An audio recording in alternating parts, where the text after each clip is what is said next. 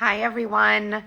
I am so happy to be here. We have an amazing live that's about to begin. I will be talking with Britt Hawthorne. I'm going to be waiting for her to join. I have a feeling she is going to be prompt, so we should begin any moment.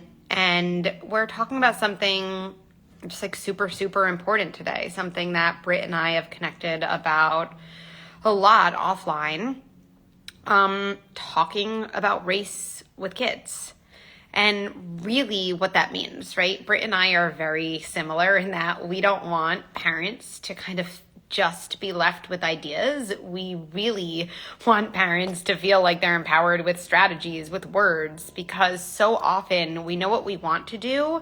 And then here she is, we struggle in that, like, we don't know how to put that want into action. And in this conversation, Britt is going to do that.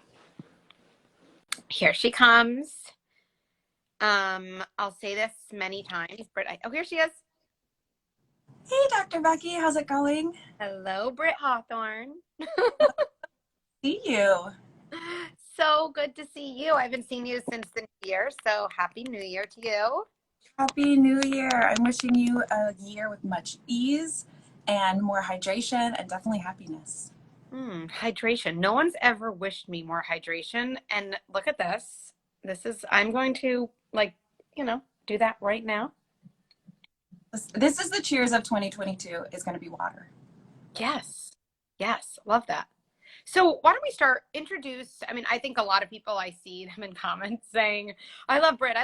So you probably don't need to do an introduction, but if someone doesn't know you, how do you want to introduce yourself to this community here? Perfect. Okay, so hello, everyone. If I am new to you, I am Britt. I am most affirmed by she, her pronouns, but you can also use they, them pronouns with me too. I am a mama. I have a 15-year-old and a 9-year-old. I oftentimes tell other folks that because I'm really telling myself that. I cannot believe it. Just feels like yesterday I started my parenting journey, but it's been a while. And let's see, I have a background in Montessori education. I've been a Montessori teacher first through sixth grade. I've taught public education. I've homeschooled my children for a few years as an act of resistance and really to affirm their many identities, to help them become critical thinkers and empathetic beings. And professionally, I work with caregivers and teachers developing their anti-racist practice and using the anti-bias education framework. So I guess that's me in a nutshell. I'm trying to think anything else. I'm always fixing my hair, so you'll see that today. And I am someone who loves the water. Love that. That was a really amazing introduction. And I'm just going to speak from my personal experience because I feel like other people listening is like, if you're listening and you're like, wow, like I feel pretty intimidated right now. Like, what have I done with my life? Like, Britt is like, just like, I'll that sentiment also, but I promise you Britt's also just like a normal flawed human being like the rest of us, but really, like, you really do such important work, and then you obviously apply it in your own family too, and you really put your money where your mouth is, and I feel really honored that you're willing to kind of come on here. And I know you and I have been looking forward to this like really important, meaningful, raw, real conversation. So I have, and let me say, I am so like honored and humbled to be in conversation with you. I have been listening to you, learning with you for a while, and like everything that you say are either the deepest reminders that I need for myself to affirm where I'm at, or they're just like these mind shifts that really propel who I am. So thank you. I'm super honored. Oh, such good feelings. Let's keep this going. So let's just dive right in, okay? Because what I know about the people on this live and anyone who's watching this is that these are people who like we want to like raise good kids. We want to raise kids who notice things in the world, who care about injustice, who kind of take an active stance, right? And yet sometimes there's this gap between like what I know I want to do as a parent and then how that gets translated into action. And I think there's so many things that can be in that gap, right? There's shame, there's fear, there can be so many things, right? And I feel like this live is going to give people strategies to hopefully really close that gap, right? So we can have actions with ourselves, with our kids that really do kind of that really are in line with those desires. So let's just like kind of set a baseline. Why is it important to talk to kids about race? And I'm asking this question as, you know, a person with white skin. So why is it important if you don't talk about race, right? Which maybe some people would say as a white person, you have more of a privilege in some ways to avoid that conversation, right? Because I would guess that most people who have darker skin are thinking, yeah, like I'm not thinking about why I'm talking to my kid about race. Like that's happening. So why does that matter? Can you talk about that a little bit and the difference between not being racist versus anti-racism? I'm guessing that'll kind of come together. Yeah. So let's start with the difference between non-racist and anti-racist. So non-racist means that I have a thought or feeling or belief, that's something that's really in me that says I'm against racism. Anti-racism is really that thought, idea, belief plus action. So it's saying that I'm going to actively do something to resist racism. In Mm-hmm. order to be racist, though, I think we all have to have the same or a similar working definition. And what I realize is that we don't always have the same working definition for racism. And so for me, as an adult, when I'm working with other adults, the quickest, easiest definition that I like to use is to say racism is really a system of advantage. And in the United States, white people are advantaged, and people of color, people of the global majority, are disadvantaged. That's a really quick, we're going to get there. When we're working with our children, though, I love to use a definition, and most anti-racist folks use the definition personal prejudice and the systemic misuse and abuse of power by institutions. And it's a little math equation if we can think about it that way. So when we're unpacking and creating those critical thinking moments with our children, we're able to ask them, what is the personal prejudice that's here, right? The story of Rosa Parks and the bus driver asking her to move her seat. So we can say, what's the personal prejudice?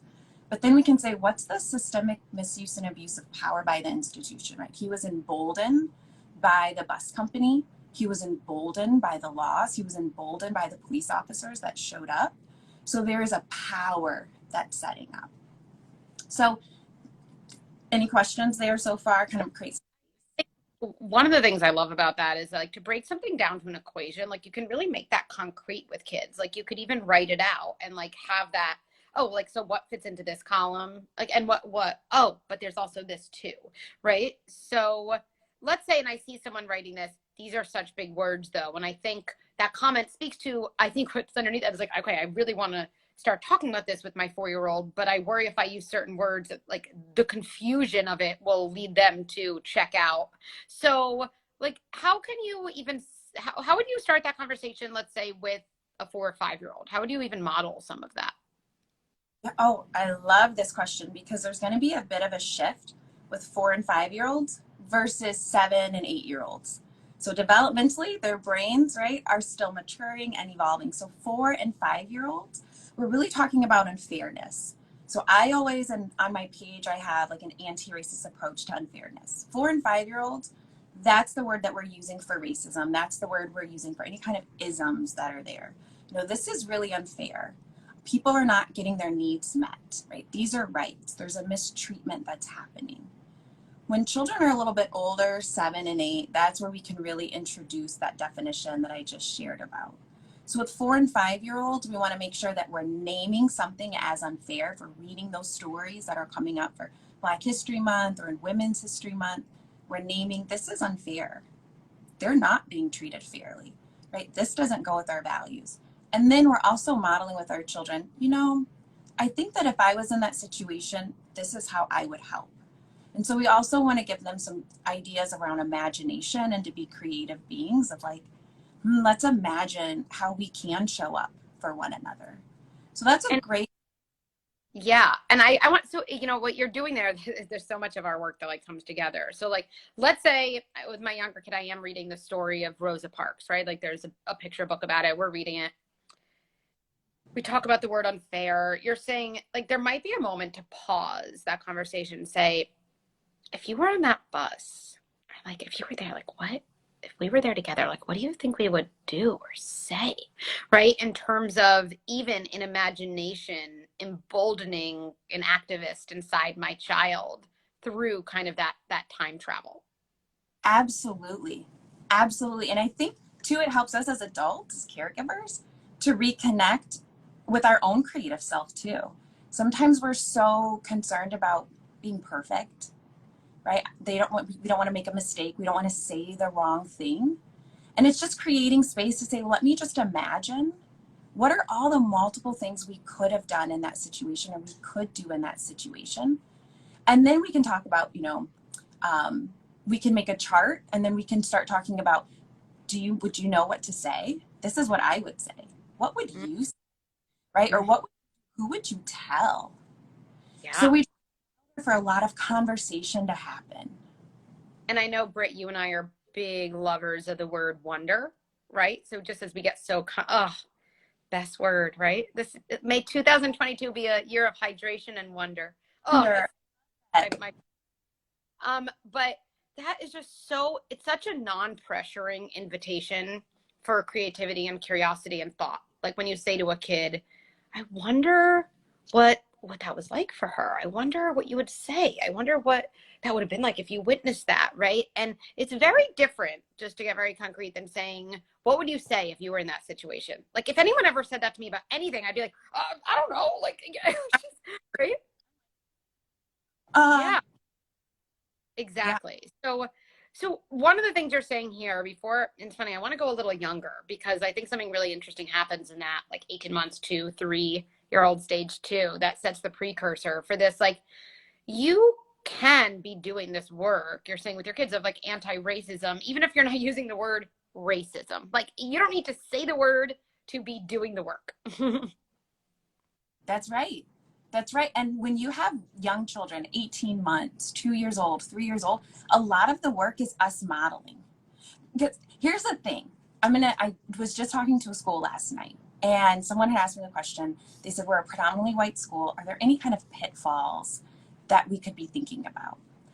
And I said, one big pitfall is that we think that we're going to buy our way out of racism.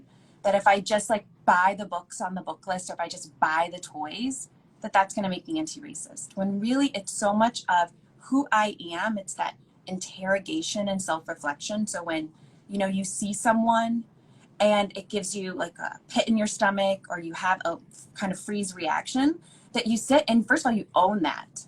You acknowledge that feeling, not that you judge it, but you just like acknowledge it. And you're like, where did that come from? Where did I pick that up? Why do I have an irrational fear?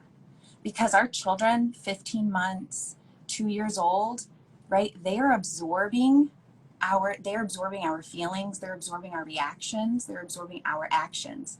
So if Yeah. I'm creating a pattern every time I see a particular person, a black man, and I'm at Target and they hit that corner and I kind of act frightened, my child has now sensed that because that's how they're absorbing information in the world is through their senses. They're smelling, they're seeing, they're touching, they're tasting. So I have to make sure that I'm also thinking about what am I absorbing and what am I sharing? And so go with that. Let's say you're aware of that reaction you have. Like, what do you say to a parent who's like, I did that the other day? Like, what am I supposed to say to my kid who sees me having that reaction? I would definitely own that with my child and say, you know what? This feeling showed up for me, and you can name whatever feeling that was: scared, shocked, surprised, fear, and say, I don't know where I picked that up. I'm going to put that back down and I'm going to work on that. And just own that, right? I think that I learned that from Dr. Kira Banks, where she talks about picking up and putting it back down. And it's so much easier, I think, when we approach it in that way of like, ooh, and you have the right? We have the right to put beliefs down. We have the right to put negative biases down. We have that right to do that, and we can. And what you're really doing for your kids there, it's so interesting, right? is our kids, right? When they're so young, which is all the years we're parenting our kids, especially those really early years, they are primed. They are better noticers of their environment than we are. They have to be, because if you think about the evolution of the human species, how do you survive when you're helpless? Literally, like if our kid was back in the day attacked by a bear, like they couldn't survive. They wouldn't even know what to do. If they had someone running at them, they couldn't run fast enough. So you have to be, when you're helpless and young, so perceptive to everything going on around. Is that a threat? Is that a threat? Is that bad? Is that bad? They notice everything. And who are they most tuned into? Their parents, because we are their protectors. We're the ones who can carry them to safety. So they are noticing your reaction. Let's say, like you said, it's that stiffening, right, on the corner, right? And when you don't name it, that whole reaction gets absorbed by your kid as just truth, as an adaptive reaction, because they think, oh, well, my dad is my person who keeps me protected. They're scared, I'm scared. They're scared, I'm scared. I have to pick up on that, right? Because again, rewinding so many years, if a kid saw a parent hear a noise in the forest and they started running because they knew it was a tiger, like, you know what a kid's gonna do? I see my parent's reaction. Okay, that's my reaction. Now, if the parent, and then they're like, hey, you know what? That was actually a squirrel.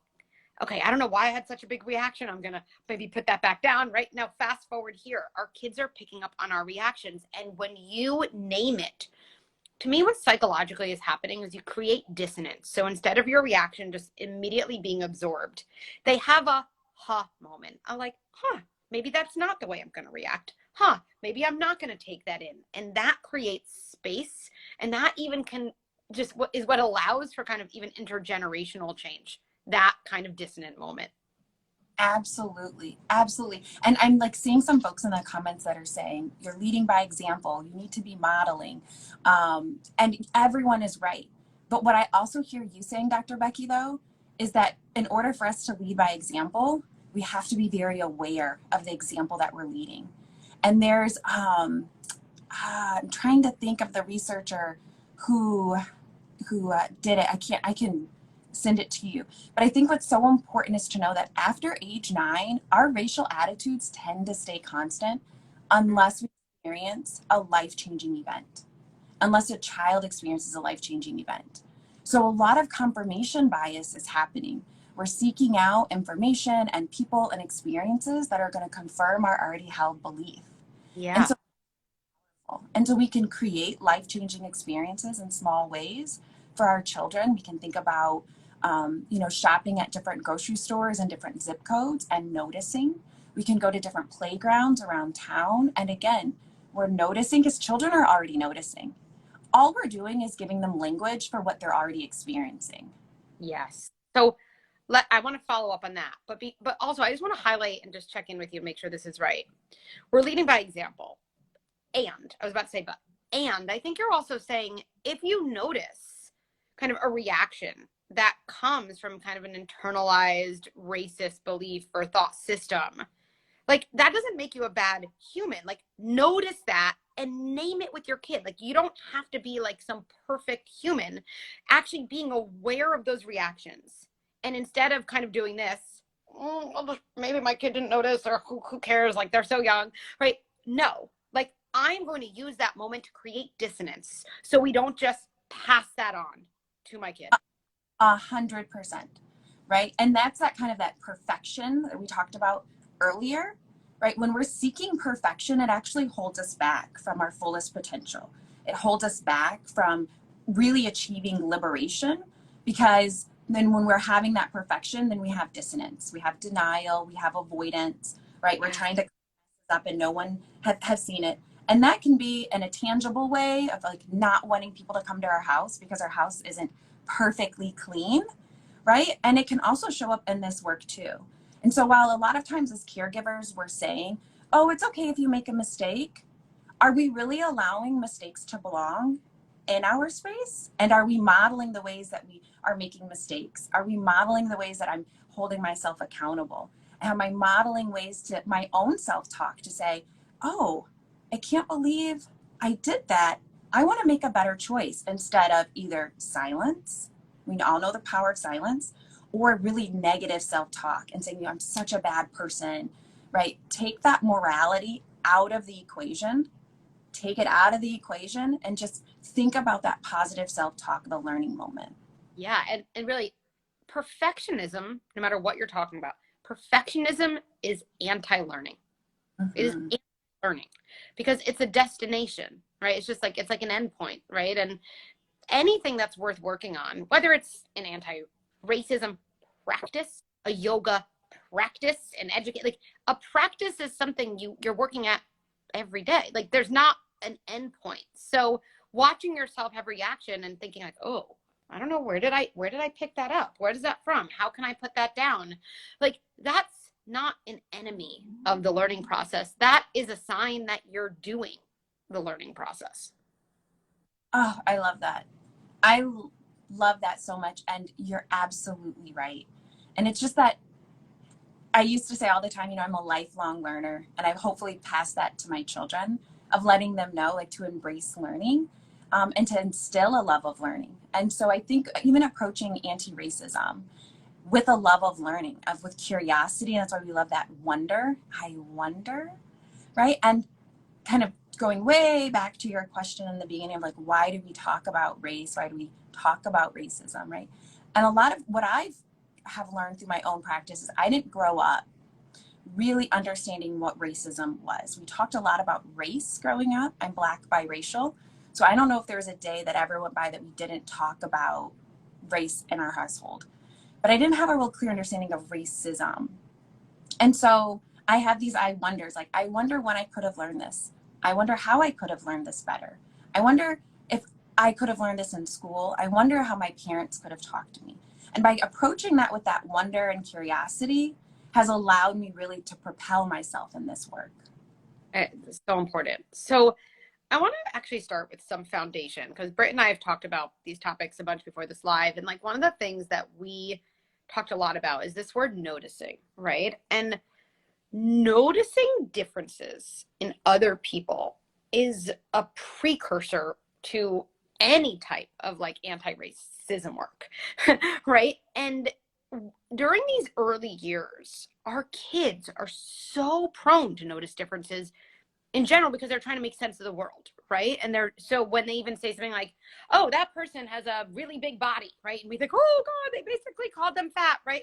That's not what your 2.5-year-old's doing at the store. They're actually trying to make sense of the world. Like, how do I make sense of this? So let's just get right to it. And I know we both have so many thoughts about this. You're at the grocery store. I'm at the grocery store with my white child, right?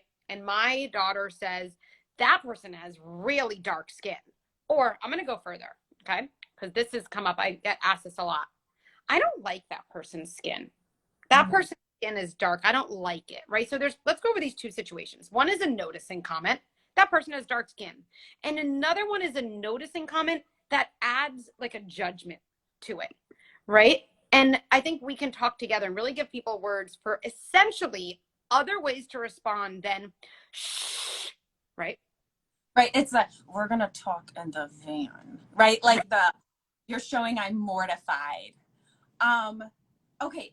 So I think the very first thing we have to do is to be able to code each statement differently.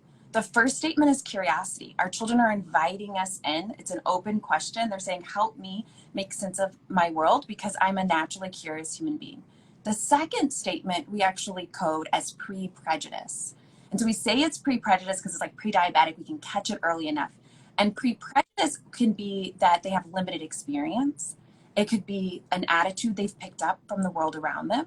It could also just be developmental and the way that they have drawn an inaccurate conclusion, right? Yeah. So we hear them very differently. If my child says the first one, why? Then we engage in that curiosity with them and say, I wonder how we all get our skin tone. And then so you just create space, see what they come up with first. And then I love to add science because I believe that all children just are naturally prone to science, nature. They want to really understand. So then we can use words like melanin, and we can say everyone has melanin. Some people have more melanin than others. You can add a little bit more depending on your age and your child. And sometimes that's all you say and they're off, right?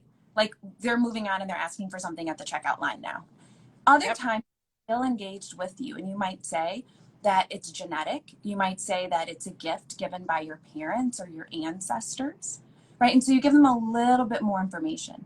The second one with pre-prejudice, when they say, I don't like their skin. Again, I want every single parent to take a deep breath and know, again, take that morality out of it. It's not that your child is bad. Your child has drawn an inaccurate conclusion. And you should be really thankful for that moment that your child shared it with you so that you can together. If you shut it down and you say, we're going to talk about it in the very end, or if you're like, oh my gosh, just so mortified, what your child just said is, I have these thoughts and feelings. They're probably right. I'm just not supposed to say it. We don't want that. We want our child to tell us, to talk to us about it. So then there's so many different ways. You can either respond with curiosity. You can say, could you tell me more? You could also then just say, I like their skin color. I like my skin color. I like your skin color, right? And it's just an affirmation for everyone. I just want to pause on that because, right, I think that there's so many situations in parenting, like beyond talking about race, where you see something your kid does that you're like cringeworthy. And almost across the board, I'm trying to think of the exception, shutting it down is just never going to be helpful to the kid. Because we don't ever shut down the thing that was under the comment or under the behavior that was the motivation, that was the force that led to the surfacing of the comment. And if we don't ever get to that, we might be successful in temporarily changing the behavior because we're in a position of power and we can make our kids fear us or whatever it is. But we don't actually get to the core, which is somewhere we have to get to with a curiosity, with facts, with learning, with a real conversation with our kids. Yes. And I also want to say, so I have this acronym called SHARE.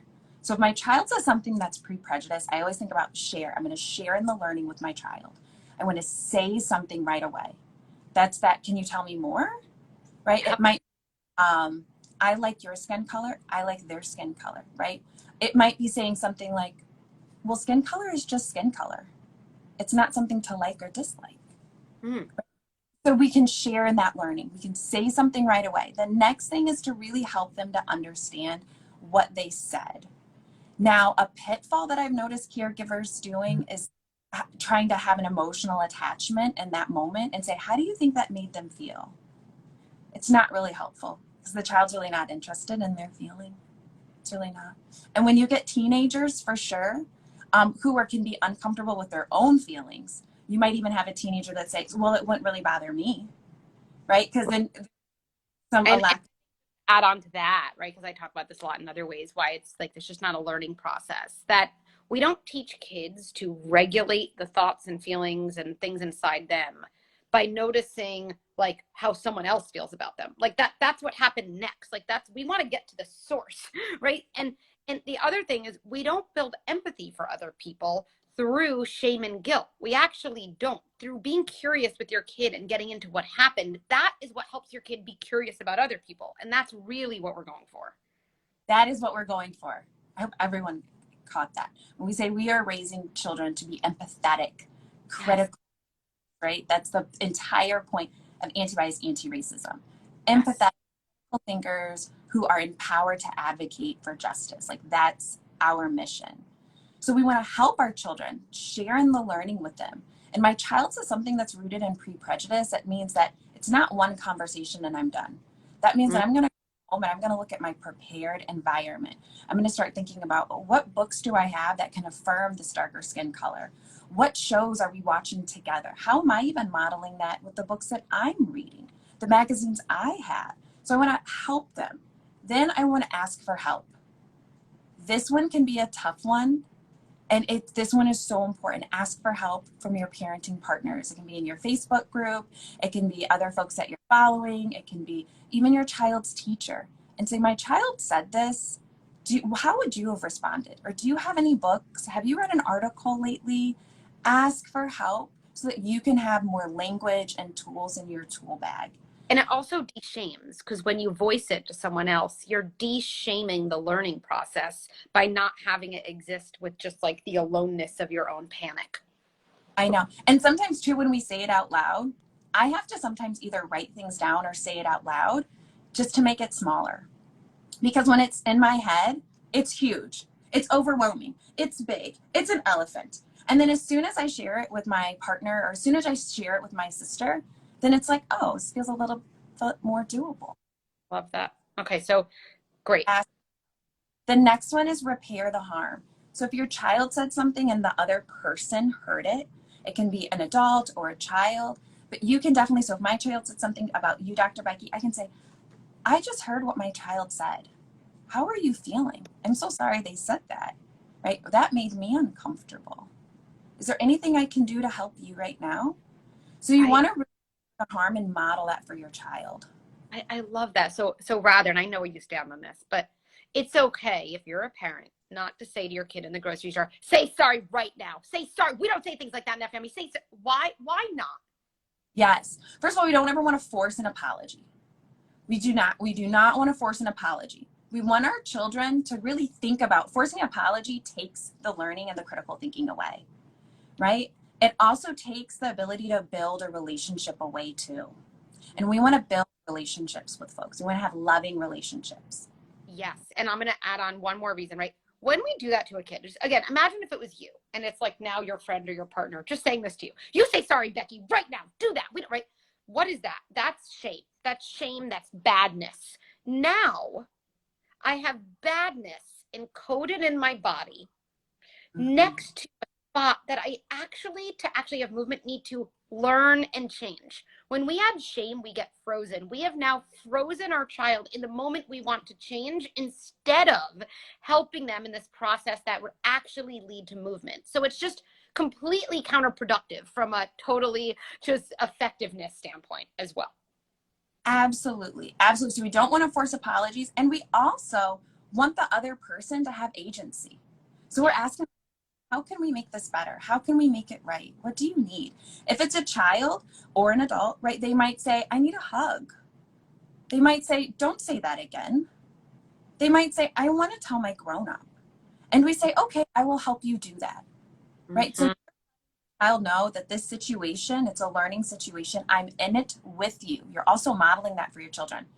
That I'm not going to you and run out. That I'm also not going to leave you to your own devices and say like, hands off. You know, when you say you apologize, that's distancing yourself from your child. You want to connect in the moment and be there through that. And then the last, embrace the critical conversation. So if they say, I want to talk to my grown-up, or if you know it's something that the grown-up needs to hear, I'm going to share a super quick story. So Kobe was about 3 years old, and he was over at my mother-in-law's house. And so he's oftentimes playing with this little girl named Lily, and Lily is Asian. And I haven't met Lily or Lily's mom just yet. So this was the day I was going to meet them, and I was super excited. Kobe talks about Lily all the time. So anywho, we go over to Lily's house. I meet the mom. We're like, hi, how's it going? Kobe comes from around me to see Lily. And Kobe takes his fingers, and then he goes to overslant his eyes and goes like this to Lily. And in the moment, right, like I'm mortified and I want to just run out of there because I don't know where my child picked that up. And then when I kind of unpack it, I see that there's this exaggeration, the slanted eyes that represent Asian characters that can happen in media. So then I'm like, I have to be kind of honest. But anywho, but in that moment, I had to say something right away. I had to say something to Kobe and say, Kobe, that is not okay. We don't greet people that way. And we also don't slant our eyes with our fingers, right? I also wanted to help him understand. So later on, I wanted to make sure that he had more honest representation of Asian characters in our home and us talking through that. I also asked for help with Lily's mom, and I had to say, you know, Lily's mom, you know, I apologize. I don't know where he picked that up. We're going to work on that. If there's any books that you're reading or anything, I don't want to cause additional labor. But I also I know Kobe and Lily are really good friends, and I want to keep this going. So I had to just really embrace that critical conversation. And what I think that showed Lily's mom is I care. I respect you. I value you and your family enough to stay engaged and to speak our truth, but then also create space too. Yeah. I mean, so I know everyone's asking, summarize the 5 letters again, just like how you would title them. Share, say something right away, help them understand, ask for help, repair harm, embrace the critical conversation. And it doesn't linear, even though I present it in a linear fashion. Sometimes you jump from say something right away to embrace the critical conversation, and then afterwards you might be asking for help. Yes. So linear. I really just want to thank you so much for sharing that story, like on a personal level. And I'm pretty sure other people are feeling this way too, that for you to acknowledge, like in my family too, like obviously the work of noticing differences with respect is like deep in your bones, right? And so to have that as true, and also have as true that you have a child who, you know, sometimes is noticing something in a way that doesn't feel in line with your values. And that, again, that is a learning moment. It doesn't mean you're not still doing the work you're doing. It doesn't mean you have a bad kid. It doesn't mean you're a bad parent. These opportunities, whenever our kids surface kind of bad behaviors, there's really a deep breath we can say as like, oh, there's like actually a really fortunate moment here. I actually get to see the thing my kid needs help with. Like now my kid's not going to become 21 and I'm gonna be like, oh, whoa, I didn't know that was like really in you. Like I know, how amazing that I know. And that gives us such an opportunity again to be on that forever learning anti-racism practice or the emotion regulation practice, what we're working on our kids with. Yes, absolutely. I mean, I have, and the stories can keep coming, right? Because it's never ending. Your child you'll always have child stories about your child and the ways in which they have pre-prejudice, they've picked things up. And you too, like, you know, you are doing the work when your children are also giving you the gift of truth, right? When they're also calling it out in you and being like, hey, that doesn't uphold our family values. And then I have to be like, you're right. I've somehow normalized this. I've somehow created this habit or this culture that was okay. And I'm going to put that down. Thank you so much for giving the gift of truth. So this, in the spirit of like the idea, this is like ongoing. I know you and I have so many ideas of how to come together. So for everyone here, I know so many people have said, first of all, yes, I'm saving this live. Like people always ask me that on like these really important topics. I was like, do you think I'm not going to watch this over and over? Like, of course I'm saving this. So yes, this will be saved. Yes, you'll see Britt and I do some more things together. But I'm sure people right now are like, where's a resource for me next? And first of all, I can just say, go to Britt's Instagram, go to her website, and anything else you would add on for someone who feels this kind of inspiration to keep learning? Yes. Okay. I'm going to say 6 things we can do right now. First thing is that we have to recognize that we live in a society where many prejudice exist. We live in a society where there's discrimination. So we have to recognize that within ourselves and start also having language so that when we're identifying that too in the world around us. So that's something free you could do today. The next thing is having accurate language. And we talk about this, and you talk about this all the time, Dr. Becky. Accurate language, having precision of language is really important because it allows us to not only accurately diagnose a problem, but then it also helps us to have a seriousness of a situation. So as children get older and we introduce more language to them, my children for sure use language like white supremacy, white domination, racism, homophobia, because it allows us to take a situation seriously.